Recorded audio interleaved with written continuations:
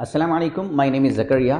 आप बिल्कुल सही जगह पर आए हैं। इंशाल्लाह मैं आपको इंग्लिश कम्युनिकेशन सिखाऊँगा। हम बिल्कुल इंशाल्लाह शुरुआत से ये सब चीज़ें सीखेंगे और आपको मैं लेसन वाइज़ और डे वाइज़ इंशाल्लाह हर चीज़ आपको सिखाऊँगा। आप मुझे रोज़ाना थोड़ा-सा अपना वक़्त दीजिए, इंशाल्लाह आप अंग्रेज़ी और इंग्लिश कम्युनिकेशन आप सीख जाएँगे इंशाल्लाह। आज का लेसन बहुत इम्पोर्टेंट होने जा रहा है। आज के लेसन में आप सीखेंगे सेंटेंस के बारे में और सेंटेंस में कितनी चीज़ें होती हैं उसके बारे में। Let's move. तो देखिएगा, सेंटेंस की definition, a group of words which make a complete sense is called sentence. ऐसा ग्रुप ऑफ वर्ड, कई सारे वर्ड्स हों जिनको मिलाकर एक ग्रुप बना लिया गया हो और ये ऐसा ग्रुप ऑफ वर्ड हो जो एक कंप्लीट मीनिंग देता, पूरा माना समझ में आता हो, उसको कहा जाएगा कि ये सेंटेंस है। और अगर उससे पूरा मीनिंग समझ में नहीं आएगा तो उसको कहा जाएगा ये सेंटेंस नहीं है। बहुत ही सिंपल, बड़ी आसान इसकी तारीफ है। अच्छा, ये जो सेंटेंस है, इसी सेंटेंस को उर्दू में जुमला भी कहा जाता है। अब इसको ज़रा एग्जाम्पल से हम समझते हैं। देखिएगा, एग्जाम्पल है I am eating cake. I am eating cake. इस एग्जाम्पल में आई ये एक अलग वर्ड है, एम अलग है, ईटिंग अलग है और केक अलग है। तो ये ऐसा ग्रुप ऑफ वर्ड्स है, ऐसा अल्फाज का मजमुआ है कि इससे पूरा मीनिंग समझ में आ रहा है कि कोई एक बंदा है जो केक खा रहा है। नेक्स्ट एग्जाम्पल देखिएगा, I am drinking water. I am drinking water, मैं पानी पी रहा हूं। ये आई अलग वर्ड है, एम अलग वर्ड है, ड्रिंकिंग अलग वर्ड है और वाटर ये अलग वर्ड है। ये सारे वर्ड्स को मिलाकर एक ग्रुप बन गया, एक मजमुआ बन गया। ये ऐसा ग्रुप ऑफ वर्ड्स बन गया कि इससे कंप्लीट मीनिंग समझ में आ रहे हैं। Let's move for the next slide. तो देखिएगा, यहां पर सेंटेंस में कितनी चीजें होती हैं उसके बारे में जरा बात कर लेते हैं। देखिए, एक बहुत अहम होता है, एक होता है सब्जेक्ट। सेंटेंस में एक चीज होती है सब्जेक्ट। इसी सब्जेक्ट को उर्दू में कहा जाता है फाइल। तो सब्जेक्ट जो करने वाला हो, किसी भी काम को जो करने वाला हो, वो सब्जेक्ट होता है। बड़ी आसान इसकी डेफिनेशन है। फॉर एग्जाम्पल, मैं आपको पढ़ा रहा हूं तो पढ़ाने वाला कौन है? मैं हूं। आप सुन रहे हैं तो सुनने वाला कौन है? आप।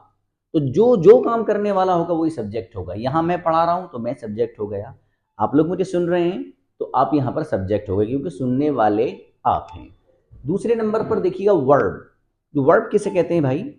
वर्ब जो वर्ड एक्शन को बताता है, जिस वर्ड से एक्शन समझ में आए, वो वर्ब होता है। इसी को उर्दू में कहा जाता है फ़िल। और देखिएगा, तीसरी चीज है ऑब्जेक्ट। ऑब्जेक्ट किसे कहते हैं? जिसको किया जाता है, जिस पर एक्शन होता है, वो ऑब्जेक्ट होता है। अब इसको एग्जांपल से मैं आपको समझाऊंगा। इसी को उर्दू में मफऊल भी कहा जाता है। एक यहां पर चौथी चीज और समझते चलिए साथ साथ, वो है हेल्पिंग वर्ब।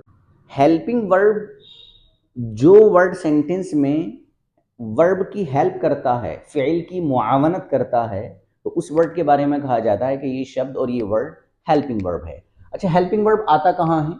तो उसके लिए ज़रा मैंने यहाँ पर देखिएगा, सब्जेक्ट और वर्ब इनके बीच में आता है। ये चौथे नंबर पर मैं इसको लेकर आया ताकि थोड़ा सा ऊपर की चीज़ों को समझाना हल्का सा आसान हो जाए। तो हेल्पिंग वर्ब जो आता है, सब्जेक्ट और वर्ब इन दोनों के बीच में आता है। अब एक सवाल यहाँ ये रह जाता है कि सर, क्या हेल्पिंग वर्ब हमेशा सब्जेक्ट और वर्ब के बीच में आता है? इस सवाल का जवाब ये है कि नहीं। ये सिर्फ अफर्मेटिव वे की हम बात कर रहे हैं। अगर हम डिटेल में जब इसको पढ़ेंगे तो इंशाल्लाह ये भी चीज़ क्लियर हो जाएगी कि हम हेल्पिंग वर्ब कहाँ लाते हैं और अगर शुरू में आएगा तो क्या मीनिंग होंगे, सेंटेंस कैसे बनेगा। अब देखिए, इसको एग्जाम्पल से समझते हैं ताकि बात को समझना आसान हो जाए। तो एग्जाम्पल देखिएगा, आई एम स्टडिंग इंग्लिश। मैं इंग्लिश पढ़ रहा हूं। तो यहां पर पढ़ने वाला कौन है? मैं, आई। तो आई क्या हुआ? सब्जेक्ट। दूसरे नंबर पर यहां पर जो एम है, यह है हेल्पिंग वर्ब। तो एम यहां पर दूसरे नंबर पर हेल्पिंग वर्ब आ जाएगा। स्टडीइंग। स्टडीइंग जो वर्ड है, ये यहां पर वर्ब है। सवाल ये हुआ कि जी वर्ब कैसे है? जवाब ये है क्योंकि ये वर्ड एक्शन को बता रहा है, पढ़ने के एक्शन को ये स्टडी बता रहा है, स्टडीइंग यहां पर, इसलिए ये क्या हुआ भाई? वर्ब हो गया। एक अगली चीज रह जाती है इंग्लिश। इंग्लिश क्या है यहाँ पर इस सेंटेंस में? ऑब्जेक्ट। सवाल ये हुआ सर ऑब्जेक्ट क्यों है? इसलिए कि पढ़ने का जो एक्शन है वो इंग्लिश पर हो रहा है। क्योंकि आप इंग्लिश को पढ़ रहे हो तो इंग्लिश यहाँ पर इसलिए ऑब्जेक्ट हो जाएगा। यहाँ पर एम हेल्पिंग वर्ब है। सवाल ये होता है कि सर हेल्पिंग वर्ब क्यों है? जवाब ये है कि हेल्पिंग वर्ब ये इसलिए हैं, इसलिए कि अगर आप एम को हटाकर सेंटेंस बनाए तो हो जाएगा आई स्टडी इंग्लिश। तो यहाँ पर मीनिंग पूरे नहीं होंगे, मीनिंग इनकम्प्लीट रहेंगे, ना मुकम्मल रहेंगे। और अगले लेसन में हम बात करने वाले हैं काइंड्स ऑफ सेंटेंसेस के बारे में, कि कितने प्रकार और कितनी किस्म और कितने काइंड के सेंटेंसेस होते हैं। मिलते हैं इंशाल्लाह अगली वीडियो में।